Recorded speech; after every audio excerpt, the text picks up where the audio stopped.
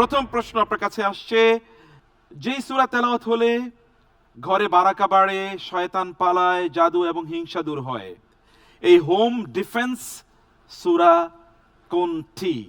Option: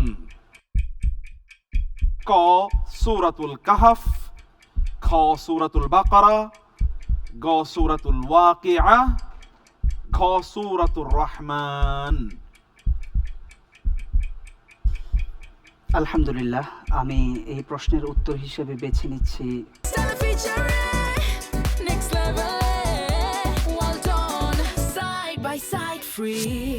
option খ, সূরা বাকারা। আচ্ছা, আপনি কি এই সূরাটি পড়েন? জি, আপনি যে সূরাটির আলহামদুলিল্লাহ, কথা বলছেন আমি প্রায়শই পড়ি ইনশাআল্লাহ। আপনি প্রায়ই পড়েন এবং আপনি বলছেন সূরা বাকারা আমরা লক করে দিচ্ছি। আমাদের সিস্টেম বলছে কারেক্ট আনসার। আলহামদুলিল্লাহ। আলহামদুলিল্লাহ, মাশাআল্লাহ, জাযাকাল্লাহ খায়ের। আমরা সেকেন্ড সেগমেন্টে যাচ্ছি। এই সেগমেন্টের প্রথম প্রশ্ন, প্রশ্নটা একটু ড্রামাটিক। দোস্ত, কিছু টাকা ধার দে, কালই দিয়ে দেব। এই কথার উপর বিশ্বাস করে কত সম্পর্ক যে ভেঙেছে, অর্থনৈতিক লেনদেন ইত্যাদিতে ঝামেলা এড়াতে কোরআন কোন কাজটিকে বাধ্যতামূলক করে দিয়েছে? চলুন আমরা অপশনগুলো দেখি।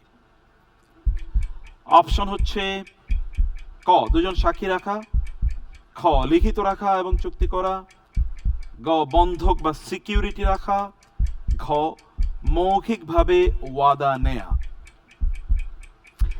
অপশন হিসেবে বেছে নিচ্ছি খ, লিখিত রাখা, চুক্তি করা। আপনি বলছেন অর্থনৈতিক যে কোনো কাজ, যে কোনো কর্মকাণ্ড, ব্যবসায়িক লেনদেন, কাউকে টাকা ধার দেয়া, ধার নেয়া, এগুলো সবকিছু লিখে রাখতে হবে চুক্তির আলোকে।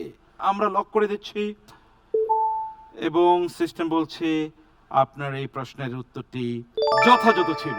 আলহামদুলিল্লাহ। আলহামদুলিল্লাহ, আলহামদুলিল্লাহ, আপনি পূর্ণ নম্বর পেয়ে গিয়েছেন। আমরা সেকেন্ড কোয়েশ্চেনে যাচ্ছি। পরপুরুষের সাথে কথা বলার সময় কোমল আকর্ষণীয় কণ্ঠে সফট টোনে কথা বলা নিষেধ করা হয়েছে কেন? অপশন: ক যাতে নারীদের সম্মান বজায় থাকে, খ যাতে খারাপ চিন্তার লোকেরা প্রলুব্ধ না হয়, গ যাতে শয়তান সুযোগ না পায়, ঘ যাতে মানুষ নারীদের দুর্বল না ভাবে।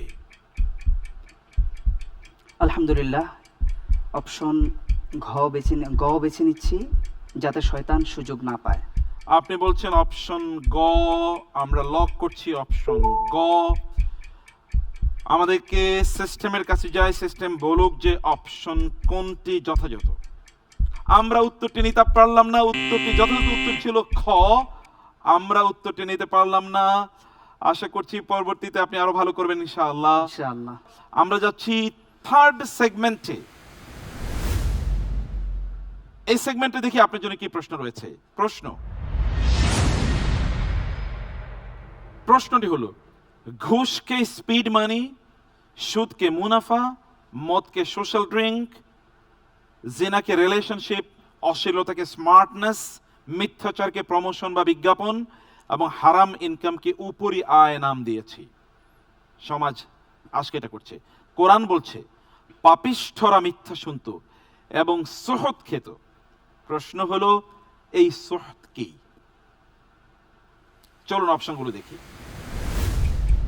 অপশন ক সুদ খাওয়া, অপশন খ ঘুষ বা অবৈধ উপার্জন, অপশন গ মদ ও শুকর খাওয়া, অপশন ঘ গীবত ও পরনিন্দা।